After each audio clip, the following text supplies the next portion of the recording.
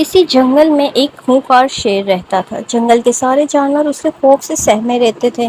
شیر روزانہ کئی چھوٹے بڑے جانوروں کا شکار کر لیتا تھا، جس کی وجہ سے سارے جانور بہت پریشان تھے۔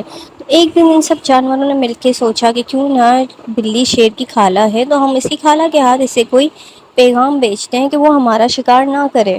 سارے جانوروں نے مل کے بلی کے ہاتھ شیر کو پیغام بھیجا، لیکن شیر نے بلی کی بات بھی نہ مانی اور وہ اپنی نشے کی طاقت میں چور تھا۔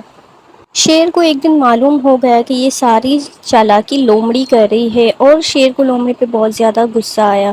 شیر نے لومڑی کی بہت زیادہ بے عزتی کی کہ تمہیں اس معاملے میں بولنے کی کوئی ضرورت نہیں ہے، لیکن لومڑی باز نہ آئی کیونکہ لومڑی کو سبھی جانوروں سے محبت تھی اور سب بے گناہ کو وہ بچانا چاہتی تھی۔ لومڑی کو پہلے ہی شیر پر غصہ تھا کہ وہ بے گناہ جانوروں کو کھا جاتا ہے اور اب اس نے اس کی بے عزتی کر دی تھی، تو لومڑی کو اس پہ بہت زیادہ غصہ ہونے لگا۔ لومڑی نے تمام جانوروں کو دعوت دی، لیکن اس دعوت میں اس نے بلی کو نہیں بلایا اور ان لوگوں نے ایک نئی سازش تیار کی۔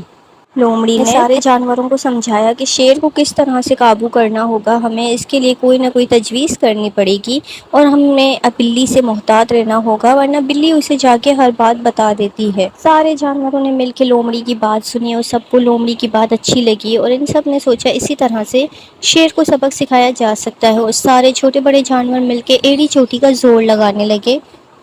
آخرکار سارے جانوروں کی مدد کے ساتھ ایک بڑا سا تالاب تیار ہو گیا۔ اب ان کو بارش کا انتظار تھا کہ کب تیز بارش ہو اور یہ تالاب بھر جائے، اور آخرکار ایک دن جنگل میں بہت تیز بارش ہوئی، جس کی وجہ سے وہ تالاب بھر گیا اور پورا جنگل پانی سے جل تھل ہو گیا۔ اور ایک دن لومڑی کے مشورے پر عمل کرتے ہوئے ہرن کو شیر کی غار کے پاس بھیجا گیا کہ شیر کہاں ہے اور کیا کر رہا ہے۔ شیر آدھی نیند میں تھا اور بہت زیادہ بھوکا تھا۔ شیر نے ہرن کی آواز سنی، وہ فوراً دوڑتا ہوا آیا اور اس نے ہرن پہ حملہ کرنے کی کوشش کی، لیکن ہرن اس کے ہاتھ نہ آئی اور ہرن تیزی سے بھاگتے ہوئے تالاب کی طرف گئی۔